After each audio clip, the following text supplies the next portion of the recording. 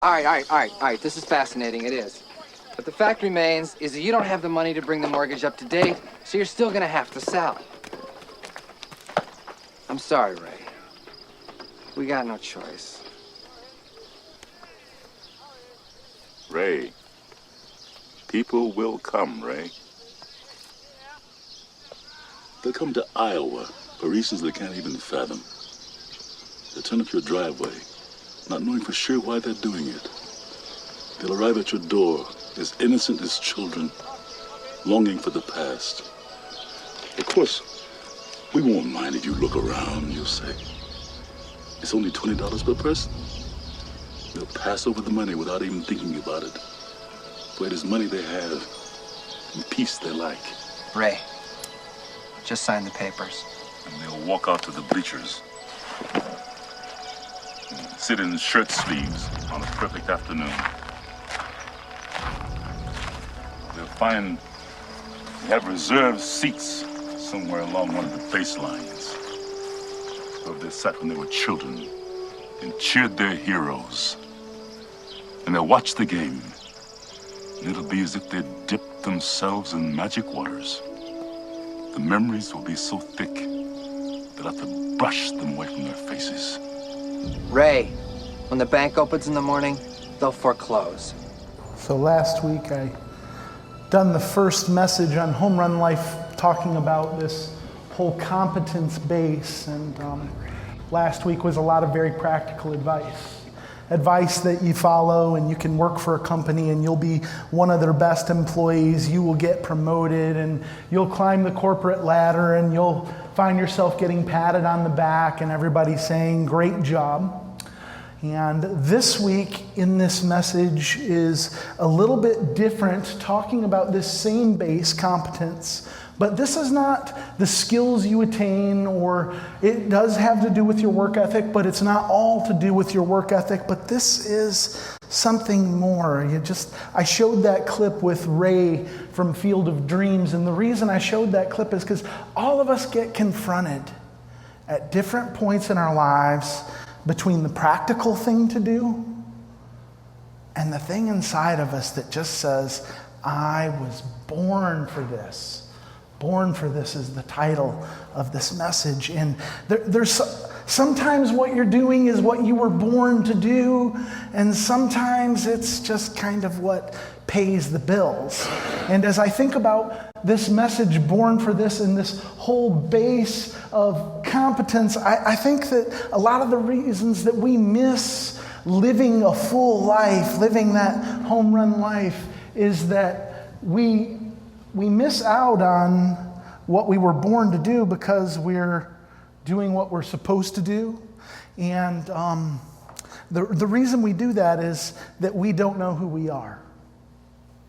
Have you ever woke up in the morning and you look in the mirror and sometimes you don't know who you are? And when we have an identity crisis, has anyone ever had an identity crisis? Has anyone ever heard of an identity crisis where someone doesn't like the person that they see in the mirror, so they begin to change? And that story, Field of Dreams, is very much about a man who's in the middle of an identity crisis because he's supposed to be a farmer. He risked everything to get this farm and then found something else that he was born to do. He found a different way to live, and he had this identity crisis. And as we meet this identity crisis, here's the thing that we find is when we really start finding out who we are, we find that identity precedes authority. Identity precedes authority. When you start to find out who you really are, who God really created you to be, there becomes a change in the way you live, in the things that you call important, in the things that, and what you put your investment of money into.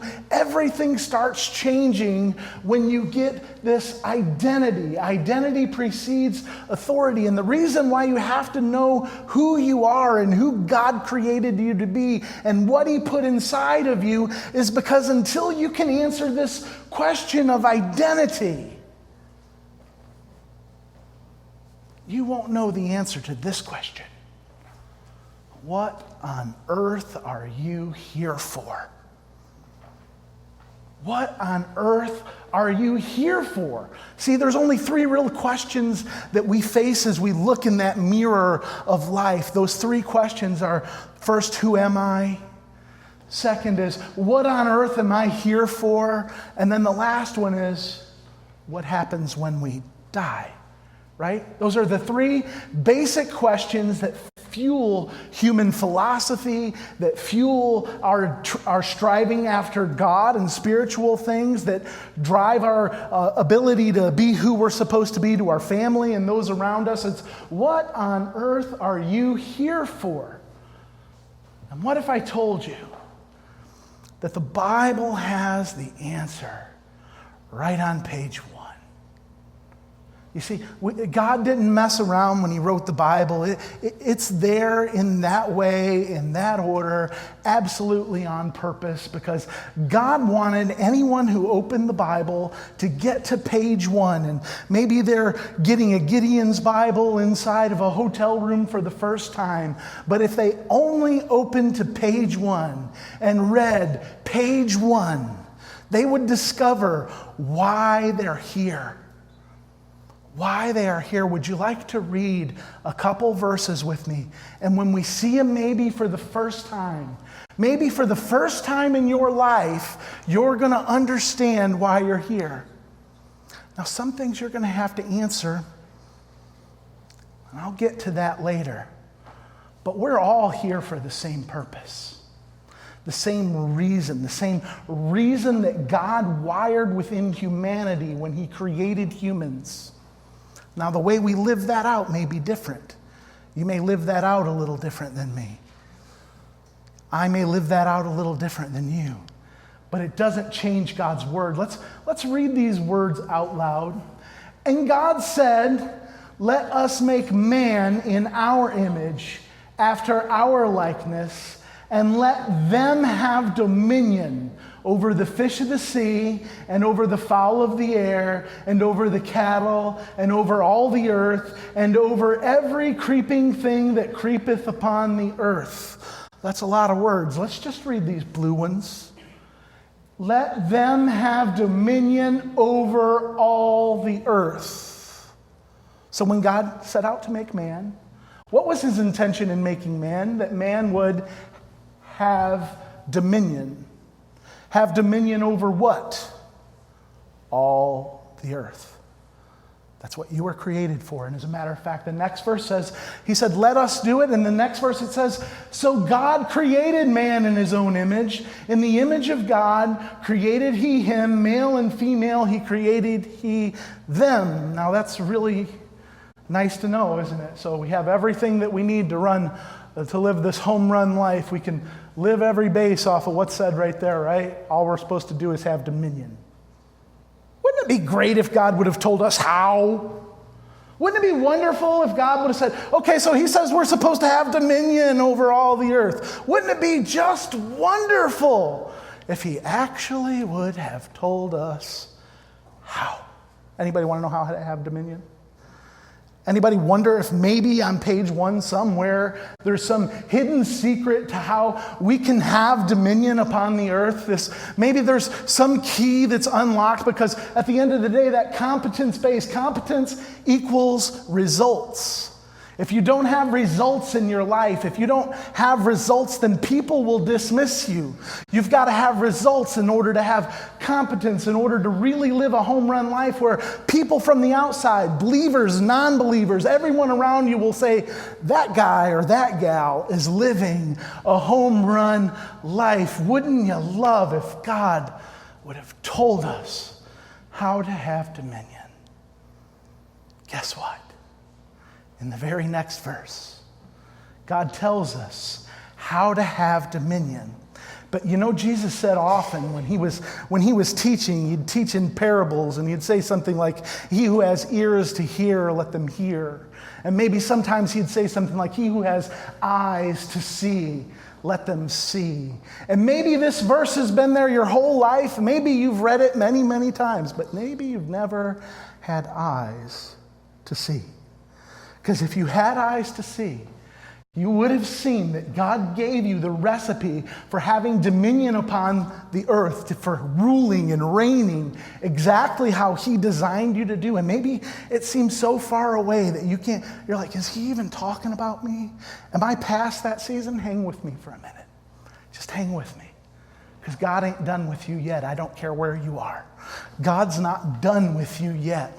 You see, he has a home run life for you yet. Even if you feel like I'm on cruise control on my way to the end of the life, God has a home run life for you. And this next verse is going to break it down on how to do it. And for those that are young, you're going to get a chance to see something that nobody's going to teach you this in school. You could go to 1,000 churches in America and never run into this in a church.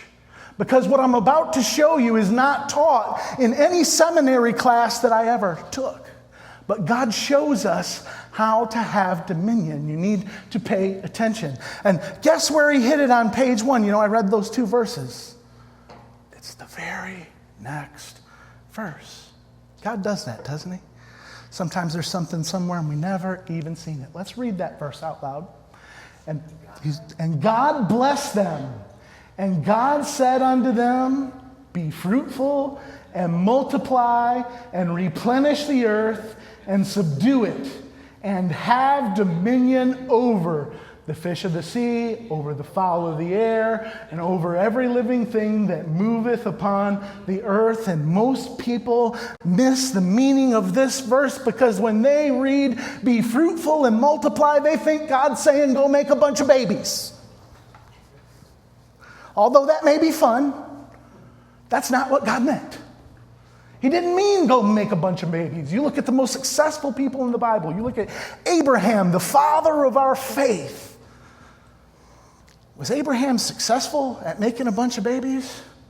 Yes and no. He only made one that counted, Isaac, right? The rest of them were pretty much a mistake. They caused a whole lot of problems in the whole lot of the world, and we're still experiencing those issues of conflict between those descendants of Abraham even to this day. But he did have one but that isn't what God meant when he said, be fruitful and multiply. Replenish the earth and subdue it and have dominion over the earth. Now, we're going to read this blue part again. I need you to imprint this in your mind because I'm going to go through those words and we're going to talk about what those words actually mean. When you look them up in their original language, they mean something a little different than what we think of. You see, he who has eyes to see, let him see. They mean something a little bit different. So let's read these blue words again. God said unto them, be fruitful and multiply and replenish the earth and subdue it and have dominion over the earth. So God gave us 4 ingredients of how to have dominion, how to live with dominion, how to be everything that he's called you to be, how to answer that question, what on earth are you here for? What on earth are you here for? The first one, be fruitful. Someone say, be fruitful. Be fruitful. Look at somebody next to you and say, be fruitful. What does that mean? I already discussed it. Doesn't mean go and make a bunch of babies, right? That's not what God's talking about. Be fruitful. You look up this word in the original language, and what that word be fruitful means, it means be productive. Be productive. If you want to win that third base, if you want to win results, if you want to win competence, you are going to have to produce something. You're going to have to be fruitful. You notice that God doesn't say be seedful. How can you be fruitful without a seed? Can you be fruitful without a seed? Any farmers out there, can you be fruitful without a seed? No? Some farmers didn't get to plant a crop this year because of the weather, right? They having any fruit in those fields? Nope. Well, God told us to be fruitful, right? Where are we getting the seed? Where do we get the seed? Where do we get the seed? Where did the seed come from? How are we supposed to be fruitful when we don't have seed? What if I told you when God sent you to this earth that he sent you with a bag of seed? That he sent you with gifts and talents and ideas and creativity and things that only you in the whole history of the world, of over 6 billion people on this planet, there's only one you. There's only one me. What God put inside of me, if I'm not fruitful with what he put inside of me, how will the world ever experience what he put in me to bring forth fruit? None. I have to produce something from the seed that he put in me. I like to say it like this: God sees our needs. He hands us seeds. Let's say that out loud.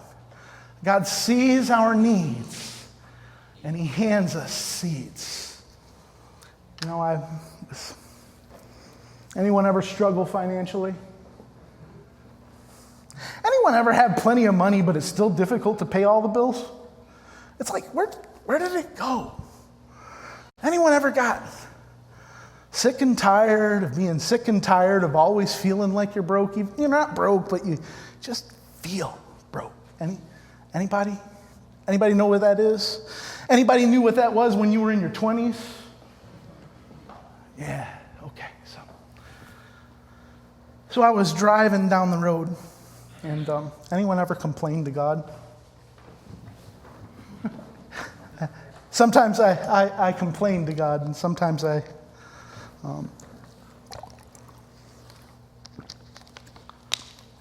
sometimes he corrects me.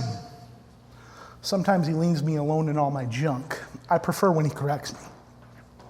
But I was driving, and I remember I was getting on to I-96, and I just told the Lord, I said, God, I'm tired. I'm tired of just feeling like I'm always struggling financially. I'm tired of being broke. And I could feel, oftentimes, I know people think I'm crazy when I say God speaks to me, but God speaks to me often. And sometimes he speaks to me in a word that means 1,000 things.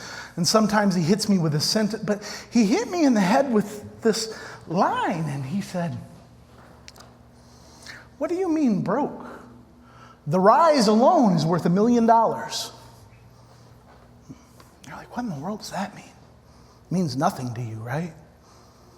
Let me tell you what it means to me. See, one of the seeds that God put in me when he sent me to earth was this gift to be able to write songs. I can write songs. It's whatever is difficult for everyone else, but for me, it's like, and I have a song. You could open to any page of the Bible. You can go ahead, drop it on the front. Drop it there, wait 2 hours, and come back, and there will be a song out of any page of the Bible. I've had it tested, believe me. It's one of the gifts that God gave me, but he said, the rise alone is worth $1 million. And I said, well,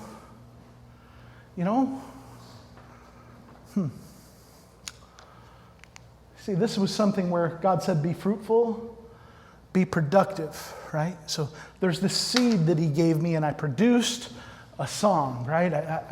I'd done something with this song, and I made this song, and but there's a problem. You see, God gives you an idea, God gives you inspiration, God gives you something, and then the question is, what are you doing with what God gave you? What are you doing with what God gave you? I'll tell you what, I'm just going to do this. I was questioning whether I did prepare. So some of you are out there and you're wondering, he's full of poop. He didn't write a song that's worth $1 million. Hold on. I've spoken to the storm, say, peace be still. Only found it to be stronger than my will. These winds have proven far too much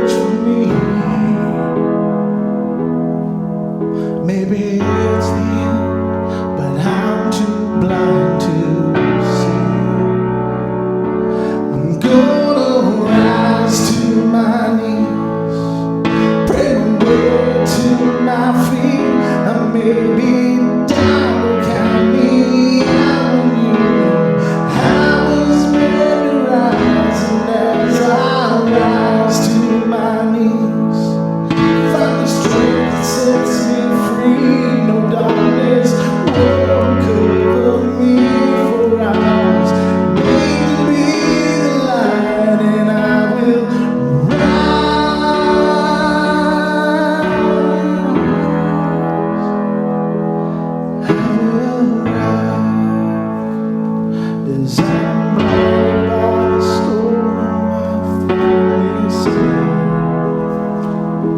the things that make you strong don't come easily. Maybe I lost the dream I'm fighting for.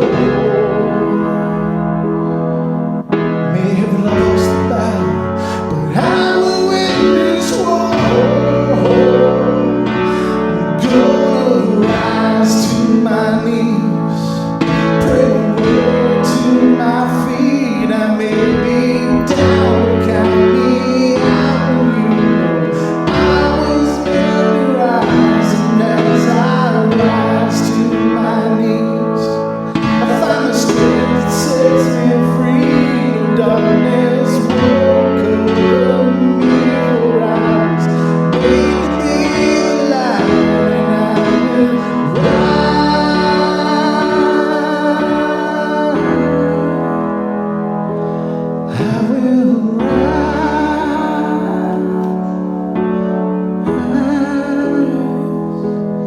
I will rise.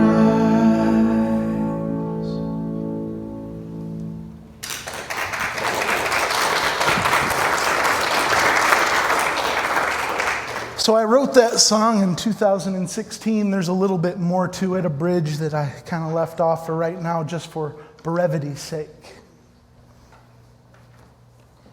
I can think of 10 movies it could have been used in by now. Be fruitful. Be productive. Why in the world did that song do nothing yet? Because if all you do is produce one thing, you're going to stay broke. You're going to stay in servitude for whoever it is that you work for. Because not only do you have to produce it, you have to multiply. And we live in a day and age where multiplication is easier than at any other time in human history. How hard is it to multiply something that's digital in our day and age? So if a song finds itself on Spotify, when you walked into the service this morning, there was some music playing in the background, and it was playing from a website off of an app called Spotify. How hard is it to get on Spotify? It's not that hard at all. You just record it, you upload it, you're on there. And it earns money all the time while millions of people are streaming it. You got to multiply. What does multiply mean? When we think of multiply, what are we thinking that means? Now, a lot of times we think of multiply like, I just sang one song. I've written over 100, easily over 100. There's at least a dozen of them that are worthy to be on an album that I've done in churches and had our congregation at Fowlerville. Everyone was singing the worship songs and people know them. And if I started playing them there right now, they'll know them. But multiply is not doing more of the things. It's not more songs. Multiply means to reproduce what was produced. You got to reproduce what was produced. So it's not about making 100 songs. It's about making one song available to 100 people. Maybe I need to speak a different language than songs. So let me talk about, there's a company that you might have heard of. It's called McDonald's. Anybody ever heard of McDonald's? Okay, so McDonald's, so they take, and there was this guy who invented this wonderful concoction with 3 buns and 2 patties, and I believe it's 2 all-beef patties, special sauce, lettuce, cheese, pickles, onions on a sesame seed bun. And this burger is called a Big Mac. Now, how many of you could produce a burger that had 2 all-beef patties, special sauce, lettuce, cheese, pickles, onions on a sesame seed bun? Anybody? I cooked burgers on the grill last night or the night before. If I wanted to make them that way, I could have did that. Would have it made me rich? I'd have had a good meal, right? So what the creators of McDonald's has learned to do, they've learned to multiply. So they can, as a matter of fact, I'm from Michigan. Do you think Big Macs in Michigan taste better than Big Macs in Ohio? What if I flew to Australia or London, or what if I went to somewhere exotic? Do you think Big Macs taste better in Hawaii? No, why? Because it's the same Big Mac. No matter where you go, I think they produce somewhere like, I'm going to put a whole lot of zeros, it's somewhere like 1 billion Big Macs every day or something like that are produced around the world. That's why they just changed it to billions and billions served, because they couldn't figure out how to do the math either, because it becomes some extenuating math to figure out how many Big Macs have actually been eaten. But they learned to reproduce this sandwich, and it's gone all over the world. And if you learn to take the talents that you have, that gift that God put in you, and you learn to reproduce it, then you will begin to find, what on earth am I here for? And maybe it's too personal. Maybe it's too personal. I'm going to pick on, hey, Art, you out there, buddy? Art, wake up, man. How you doing? Hi, Art. See, I've got to spend some time with Art. And Art, you've told me your stories, haven't you? You remember the stories that you've told me about how you used to have a vegetable truck and you used to drive around in Lorraine and you would deliver vegetables all over the place to all these people, and the way that he fed and supported his family was he had a farm where he grew vegetables, all right? So he learned how to grow, produce something, and then he learned how to multiply it. But what would have he done if he just sat on it? If he put it in his barn and didn't do anything with it, what would have happened to the fruit? It would have rotted. So he had to learn to do something else, which is the next step. Replenish. And replenish means, if you look up the original language, that word replenish means to distribute. So you got to produce something, reproduce something, and then you've got to find a way to distribute something. If you want to be really successful at that third base, if you want to be a company that thrives, if you want to be a person that thrives, if you do this for the company that you work for, you will be an all-star. You'll go to the top of the ladder. Eventually, they will make you a CEO because you learned how to do those things. You learned how to be fruitful, to multiply, and to distribute. You think about a company like Amazon. Why are they rich? Why is, what's his name, Jeff Bezos, the richest man in the world? Because he learned a system to distribute stuff. There's lots of us who don't even like going shopping. I never liked going shopping anyway. But it's so easy. I can have it at Amazon with Prime, and I'll have it in my house before I would have ever figured out which store sold it. They learned how to distribute. They're owning the market. And there's the other thing that they need to do is that word subdue. So God said, when he said he'd make man, he wants you to have dominion. And here's how he told you to have dominion. Be fruitful, multiply, replenish, and subdue. What does subdue mean? Control the market. If I can get it to come up. There it is. Control the market. So if you subdue, you control the market. Now, why is it that McDonald's is so successful with the Big Mac? If I open a store and I don't pay a franchise fee and I start selling 2 all-beef patties, special sauce, lettuce, cheese, pickles, onions on a sesame seed bun with golden arches, what's going to happen to me? Prison. Prison. Well, if I'm lucky, maybe just a lot of fines, but if I'm not. So what McDonald's has done is they figured out a way to control the market. What Amazon has done is they figured out a way to control the market. What we have to do is to figure out a way to control the market. When I heard Art's story of what he did with vegetables, I remembered a story of another kid that I knew who grew up in the city. He grew up in the city of Detroit.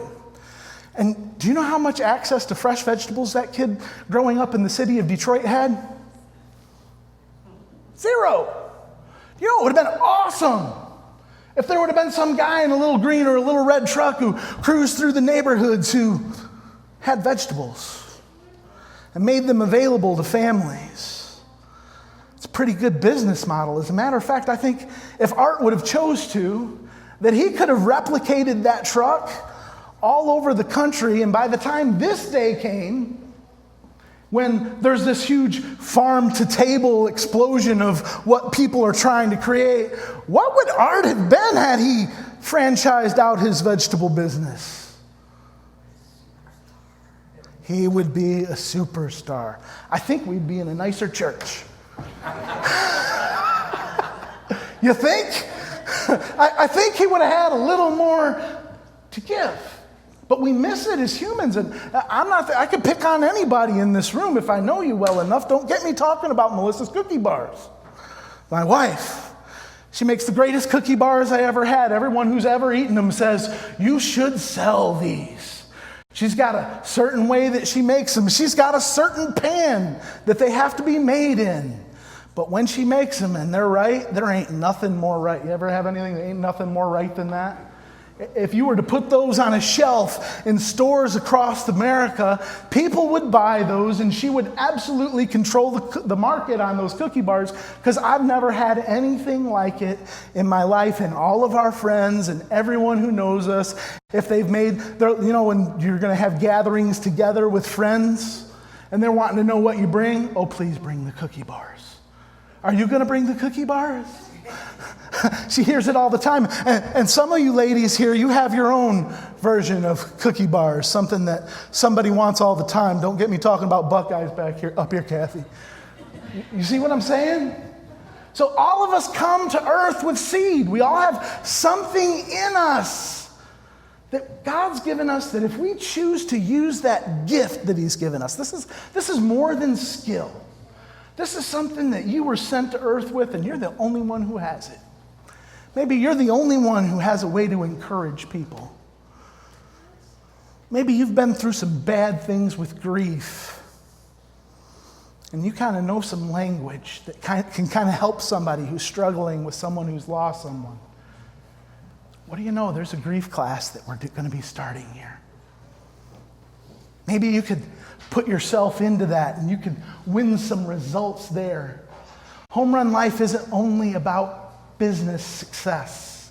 It's about success in every single area. But what you're here for, you can't win success. You can't have that home run life. Maybe your winning success will lead to millions of dollars in your bank account, but maybe it could lead to millions of lives in heaven. Millions of people in heaven. Say it out loud. Millions of people in heaven. Believe it or not, it's far more valuable than millions of dollars in your bank account. Maybe God's put something in you. Maybe you can help fund something that creates something, that makes something else available. Maybe God put some seed in you, that maybe you have a heart to fund wells in Africa, and you don't know why you have this heart to fund wells in Africa. But maybe God's planning on putting this kid in this country where you're wanting to fund a well in Africa, where this kid is going to grow up, and this kid is going to go to college, and he's going to learn he's going to discover the cure for cancer.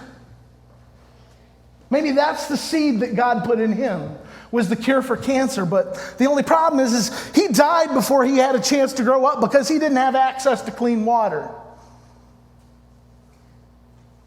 Because somebody else over here ignored the fact that God put this seed in them to want to fund wells in Africa. Are you hearing me? He sees our needs, and he hands us seeds. He sees our needs, not only ours personally. You know, when God told me that the rise alone is worth $1 million, he wasn't talking about $1 million in my bank account. See, God knows what I do with money. You know what I do with money? I throw it in a bank account. You know what she does with it? She gives it all away. I can't stop her from giving it away. She wants to bless people everywhere she goes. She always knows the perfect gift to give everybody. Boy, I think she might be able to change the world with $1 million. What are you doing with the seed? How is that seed affecting other people? What are you doing with the seed he supplied? You see, here's the thing that I've discovered, and this is so important for you to understand. Last week, what we talked about was skill. And skill is what you were trained to do. There's almost nothing that you couldn't be trained to do. Even those who think that they can never use a computer, if you spent enough time wanting to be trained to do computers, even Dave Moon could learn to use a computer. With God, all things are possible. But gift, that's something different. Gift is what you were born to do. Gift is the seed that God sent you to earth with. Gift is so much more than seed. And you need to identify, what are the gifts that God put in you? What are the passions that He's put in you? What are the places, what is that thing that He's put in you where you can be fruitful, multiply, replenish, and subdue? What is that thing? What is that thing? I want to talk to you about the parable of the talents. Matthew chapter 25, I'm not going to read the whole thing. Many of you know this story of the parable of the talents. Jesus is talking to His disciples, and He tells them this parable of the talents. What a talent is a sum of money. It's an old biblical sum of money. They don't know exactly the numbers that equals a talent, but here's what they did know is that 1 denarii was what a common man would earn in a day's wages, and 1 talent was what a common man would earn in a lifetime of wages. So I'm going to take that person who's working at McDonald's and call them a common man. I'm sorry if that's you. I'm not picking on you. I'm just trying to take what you make and multiply it so that we can get an idea of what that number is. I think if you started at 18 and retired from McDonald's at 65, that you would have earned about $1 million from McDonald's, right? So what is a talent? About $1 million. So Jesus, He comes to these, He says He's coming to His disciples, and He's giving 1 5 talents. So He's giving 1 $5 million, 1 $2 million, and 1 $1 million, right?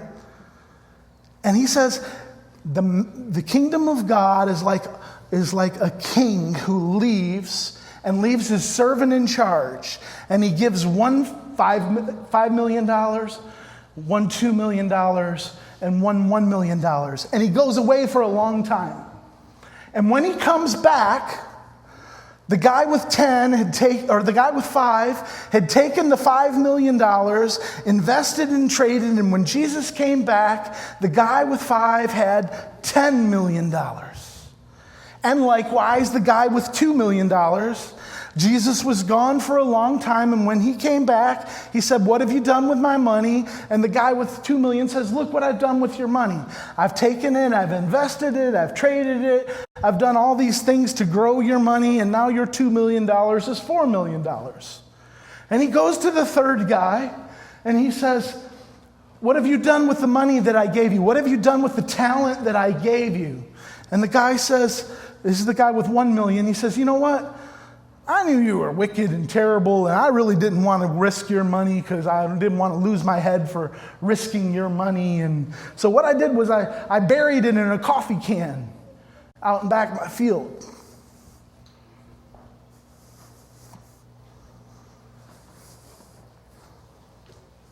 What have you done? I'll pick on me. What have I done with that song? I produced it. Did I multiply it? Did I replenish it? Did I subdue it? So if Jesus came back and said, "What have you done with what I gave you?" what would I be? I'm the last servant who Jesus called wicked and lazy. As a matter of fact, this is what Jesus said about the guy. After he said, he took the money from him and gave it to the guy who had 10 million. And this is what he said. For to everyone who has and values his blessings and gifts from God, let's read that out loud, and has used them wisely, more will be given. And he will be richly supplied so that he will have an abundance. You want to know why you don't have an abundance?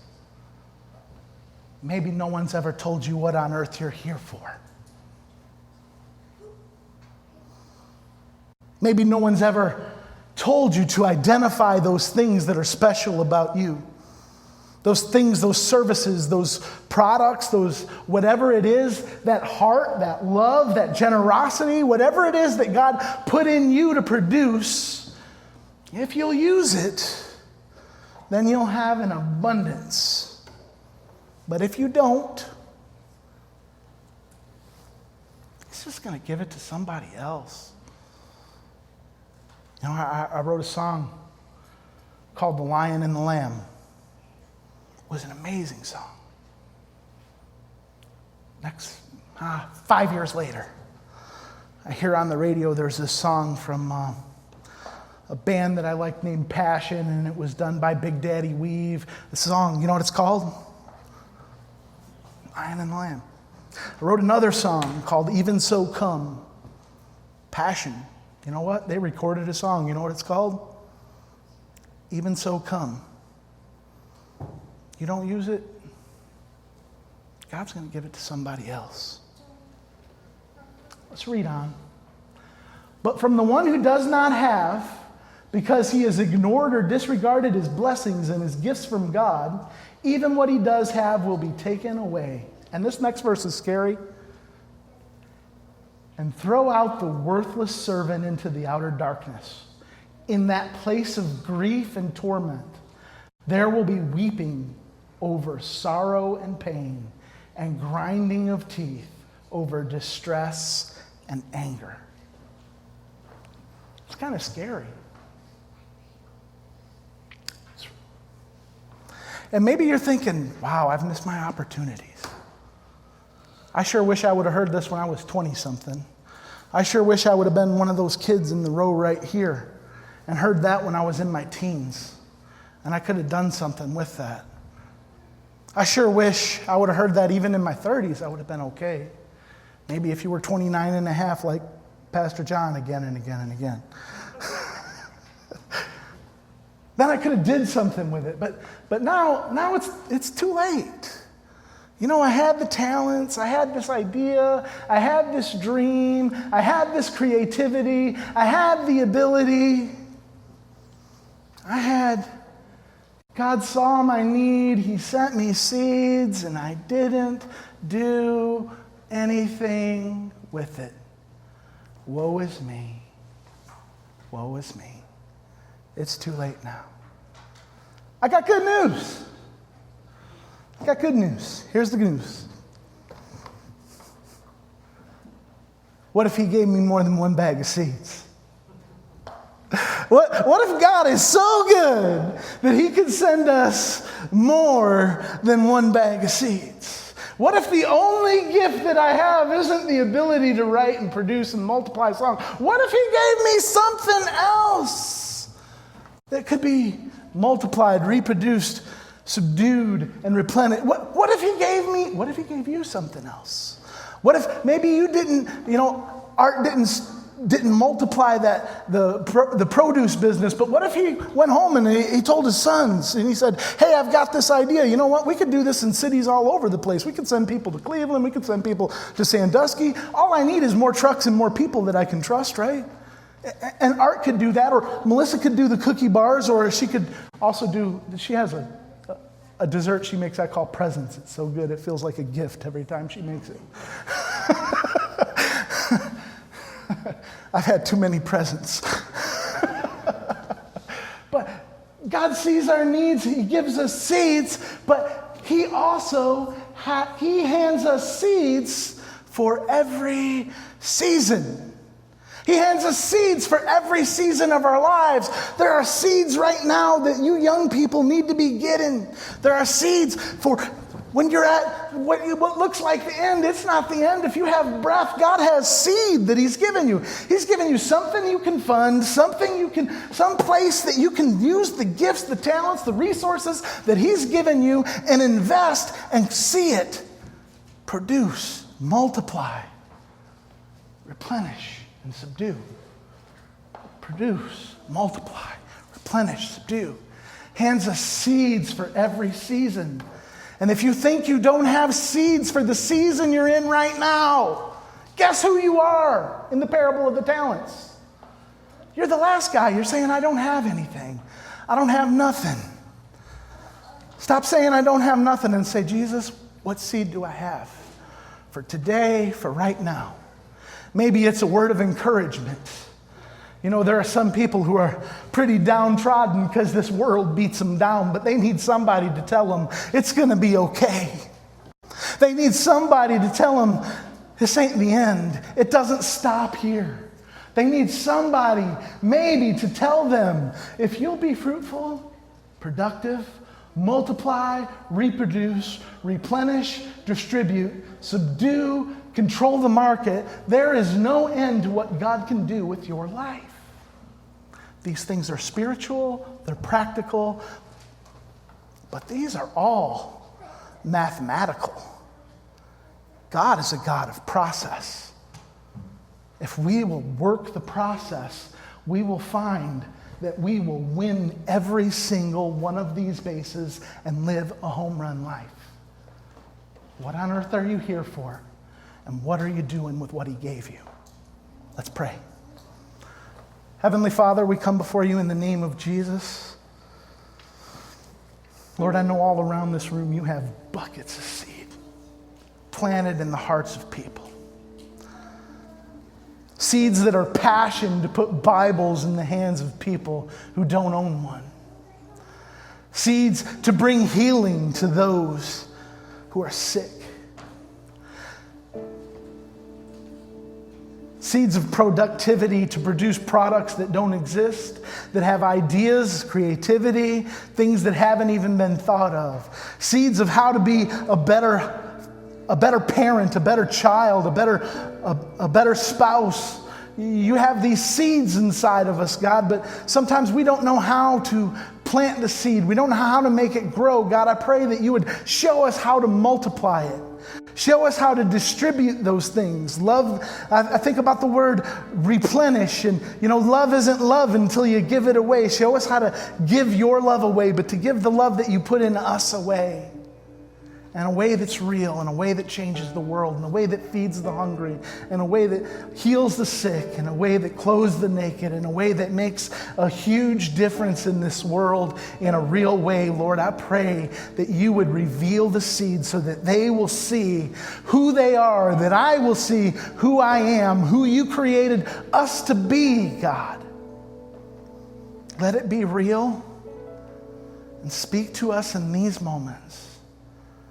But Lord, as they lay their heads down tonight, speak to them again. And when they awake in the morning, speak to them again.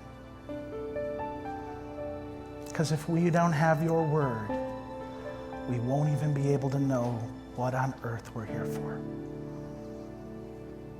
In your name, Jesus, we pray. Amen.